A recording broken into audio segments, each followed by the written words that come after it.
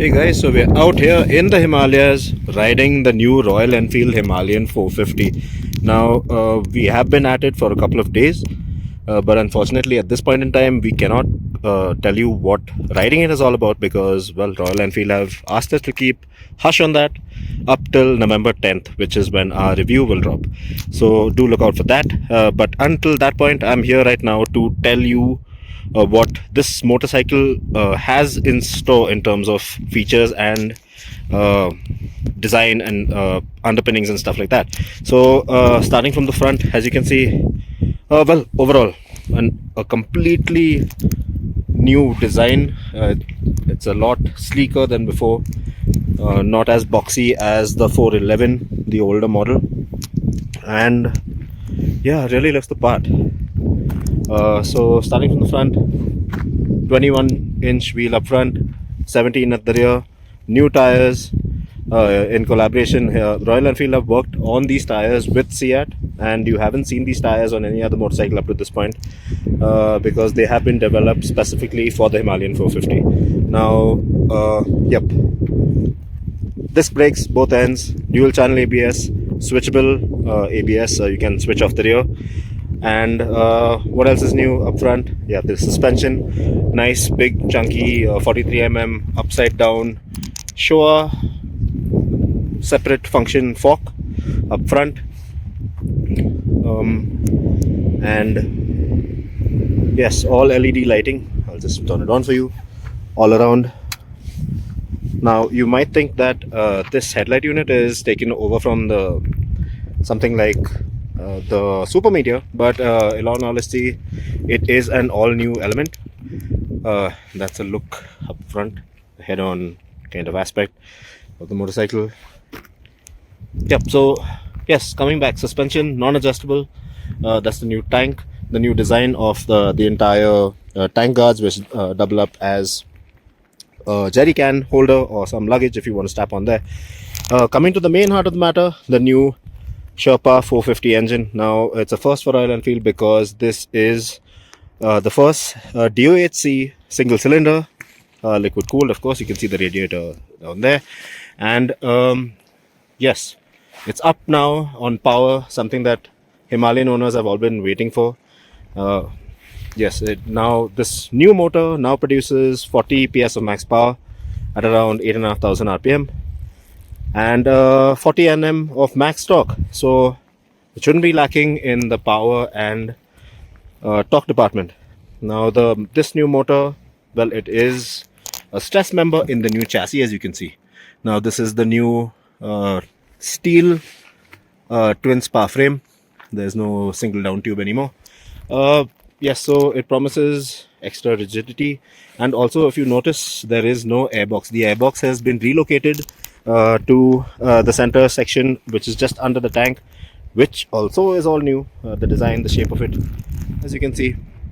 So basically it has allowed this midsection to be a lot narrower than before, which should aid when you stand up and you hit some trails. Now this new tank, well, it's up on capacity, 17 liters, more than before. Please excuse me, a bit of dust in the air, and new switchgear as well. Yep, that's the new joystick that you have to toggle between all your command functions on the screen. That's the right hand, and the switchgear on the right. A nifty USB-C type socket out there, and that's the new digital display that the Himalayan comes with. They've moved away from the analog display from before. It's all digital right now, and that's one of the screens that you have in. I'll just toggle to the other one, which makes it a little more interesting because now on the screen you have Google Map navigation cast straight from your phone. So you don't really need a phone mount or anything of that sort because you have your directions right there with you on your journeys. So that's pretty nifty feature. Other features include ride modes. There are two ride modes, power modes. The first of which is performance, as you can see, which is the complete 40 PS of power and torque. And oh wait, I need to shift it into neutral before accessing the second eco mode. ABS on, ABS off, as you can see. Now eco mode obviously dulls down power and torque delivery, which should be good for new riders into this segment. Now 6-speed gearbox, also new to this motorcycle. The older one came with a 4-speed. And also a very interesting design element are the tail lamps, which are integrated into the turn indicators. You can make that out. That's the rear of the motorcycle for you. And of course that slim exhaust unit. Now the seat of course is all new as well. Ground clearance has improved. Now 230 mm of ground clearance. Seat height, the standard seat, I think the height is around 825 mm off the ground. It can be adjusted, can be raised by 20 mm. This seat, there is another lower seat option as well, which reduces it further, but you will have to pay extra for that one. Alright, so now let's fire up that new 450 Sherpa engine.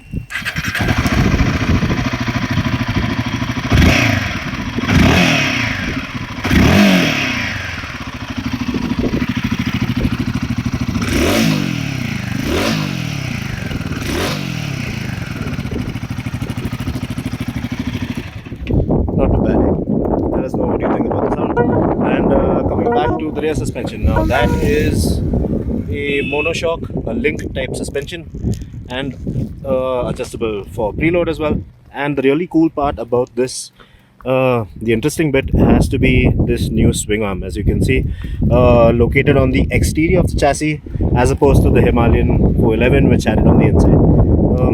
So that technically should make the riding position, as you can see, it should affect the riding position quite a bit. Now the bike does weigh in at 3 kgs lighter than the Himalayan 411, and yes, a lot of features in there as well, like ride by wire throttle, the slip and assist clutch.